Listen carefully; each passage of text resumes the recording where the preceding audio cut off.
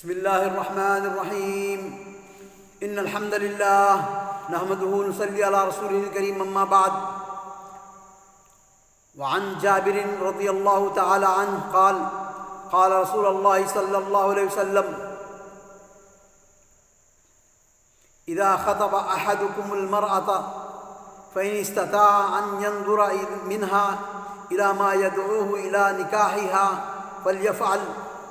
حضرت جابر رضی اللہ عنہ سے روایت ہے کہ رسول اللہ صلی اللہ علیہ وسلم نے فرمایا، تم میں سے جب کوئی کسی عورت کو پیغام نکاح دے، اگر ممکن ہو تو اس کو کچھ دیکھ لے جو اس کے لیے نکاح کا باعث ہو۔ اسے احمد اور ابو داؤد نے روایت کیا ہے۔ اس حدیث کی روح سے مرد کو چاہیے کہ جس عورت سے نکاح کا ارادہ رکھتا ہو اسے خود ایک مرتبہ دیکھ لے۔ جمہور کے نزدیک ایسا کرنا مستحب ہے، یعنی جمہور فقہا، جمہور جو ہے نا سلف صالحین کے نزدیک ایسا کرنا مستحب ہے، اور بعض تو جو ہے نا دیکھنا بہتر ہے سمجھتے ہیں، لازمی اور ضروری نہیں۔ اگر کسی قابل اعتماد اپنی رشتہ دار خاتون کو بھیج کر عورت کے چہرے کے رنگ و روپ، عادات و خصائل کا پتہ کرا لے تب بھی یہ ٹھیک ہے، جیسا کہ نبی صلی اللہ علیہ وسلم نے ام سلیم کو بھیج کر ایک خاتون کے متعلق معلومات حاصل کی تھیں۔ دوسری حدیث ہے ولی مسلم عن ابی ہریرہ رضی اللہ تعالی عنہ ان النبی صلی اللہ علیہ وسلم قال لرجل تزوج امرأة انظرت الیها قال لا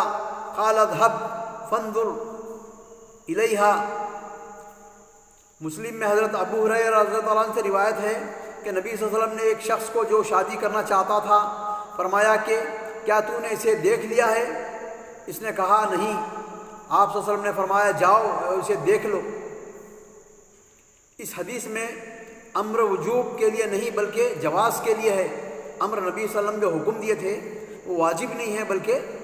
آپ بولے کہ بہتر ہے تم دیکھ لو، کیونکہ بعد میں مسائل ہو سکتے ہیں، بعد میں یعنی بھائی میں نہیں دیکھا تھا، آپ ایسا سمجھا، میں ویسا سمجھا، لوگ اکثر ہوا ہے ایسا۔ تو جواز کے لیے ہے، جیسا کہ پہلے کی حدیث سے شرح ہو رہا ہے۔ یہ دیکھنا پیغام نکاح سے پہلے ہونا چاہیے، یعنی کسی کو پیغام نکاح دیے ہم تو اس سے پہلے دیکھ لینا۔ اگر پیغام نکاح دے دیے اس کے بعد دیکھنے کے بعد اگر نہیں بولے تو ان کے دلوں میں جو ہے نا ٹھیس پہنچ سکتی ہے، اور غیرت کے جو ہے نا باعث وہ جو ہے نا اچھا خیال نہیں کر سکتے۔ اگر جواب دے گا تو لڑکی والوں کے لیے اذیت کا باعث ہو سکتا ہے۔ وعن ابن عمر رضی اللہ تعالی عنہما قال رسول اللہ صلی اللہ علیہ وسلم لا يخطب احدكم على خطبة اخیہ حتى يترك الخاطب قبله او يأذن له الخاطب۔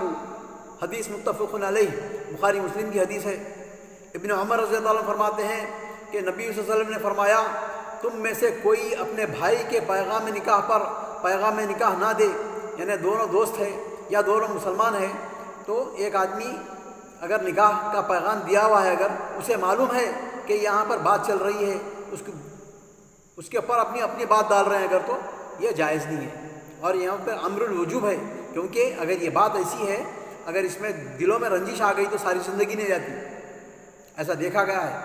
ہاں یہ الگ بات ہے کہ نہیں معلوم ہے اگر، کیونکہ صحابہ میں ہوا ایسا، ایک خاتون آئی نبی صلی اللہ علیہ وسلم کے پاس، یا رسول اللہ مجھے فلاں کا رشتہ آیا ہے، تو میں آپ سے مشورہ کرنا چاہ رہی ہوں، تو پھر یہ کیسا، یہ تو مخالف، تو ہو سکتا ہے کہ وہ صحابہ کو ایک دوسرے کو معلوم نہیں، یا کچھ 15-20 دن کا بیچ میں فرق ہے، پہلے یہ دے دیے، اس کے بعد جواب دینے میں لوگوں دیر ہوئی تو دوسرا آیا، تیسرا آیا، ایسا۔ تو لیکن جانتے بوجھتے اپنے بھائی کے اوپر جو ہے نا پیغام نکاح دوسرا بھائی نے دینا چاہیے، یہ جائز نہیں ہے، تا وقت ہے کہ یہ پیغام نکاح دینے والا اس سے پہلے اسے از خود چھوڑ دے، یا پیغام نکاح دینے والا اجازت دے دے۔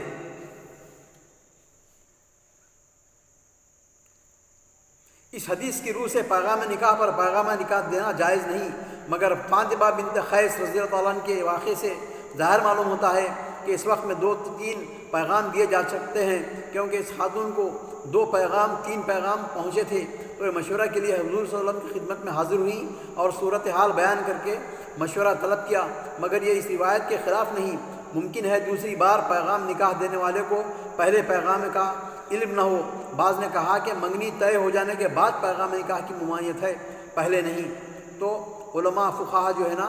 تمام مسائل کو مد نظر رکھ کے جو ہے نا مسائل بنائے ہیں۔ اللہ تعالیٰ سے دعا ہے کہ ہم کو احادیث پڑھنے کی، سمجھنے کی، عمل کرنے کی اور صحیح بات و تبلیغ کرنے کی توفیق عطا فرما۔ قارئین ہماری گزارش یہ ہے کہ جو لوگ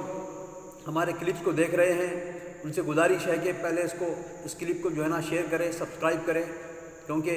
آج کے زمانے میں میڈیا میں جو ہے نا تعداد کی جو ہے نا قدر ہے، تو ہمارے